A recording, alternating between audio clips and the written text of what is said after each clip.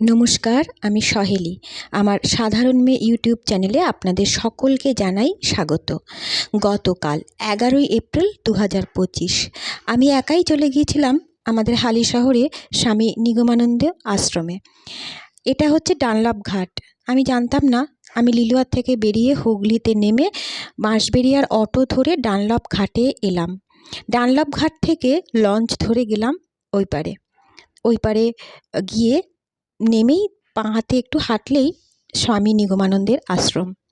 লঞ্চটা আসতে দেখে আমি আর লোভ সামলাতে পারলাম না। কি আস্তে আস্তে লঞ্চটা আসছিল এবং চড়া, মাঝখানে একটা বিশাল চড়া, সেই চড়াটা পেরিয়ে আসছিল। আর স্বামী নিগমানন্দের সঙ্গে আমার সম্পর্ক একদম শৈশব থেকে। বাবার কাছে গল্প শুনে, পিসিদের কাছে গল্প শুনেই বেড়ে ওঠা।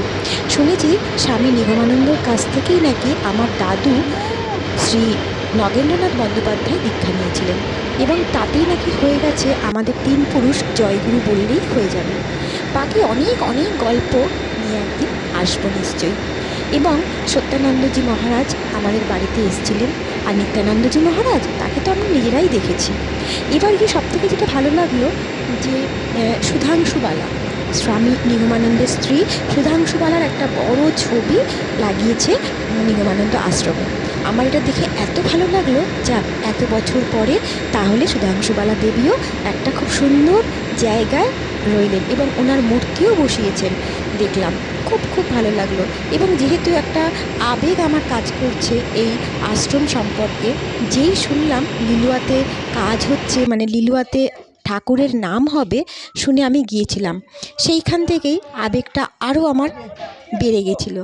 এই যে কত বছর পরে আমি নিগমানন্দ আশ্রমে গেলাম। বিয়ের পরে একবারই গিয়েছিলাম, তারপরে কালকে। এই রাস্তাগুলো দেখে, আশ্রমের গেট দেখে আমার কত কত স্মৃতি মনে পড়ে যাচ্ছিল।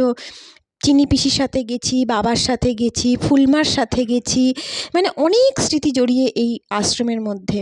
আমরা একবার শুধু ভোগ খেয়েছিলাম। আর আমার এখানের পিস্তত ভাসুর এই আশ্রমের সঙ্গে ওতপ্রোতভাবে জড়িত। ঘটনাক্রমে আমার ভাইয়ের যেখানে বিয়ে হয়, সেই ভাইয়ের শাশুড়ি মা, মানে আমাদের সর্বাণীর মাও এই আশ্রমেরই দীক্ষিত।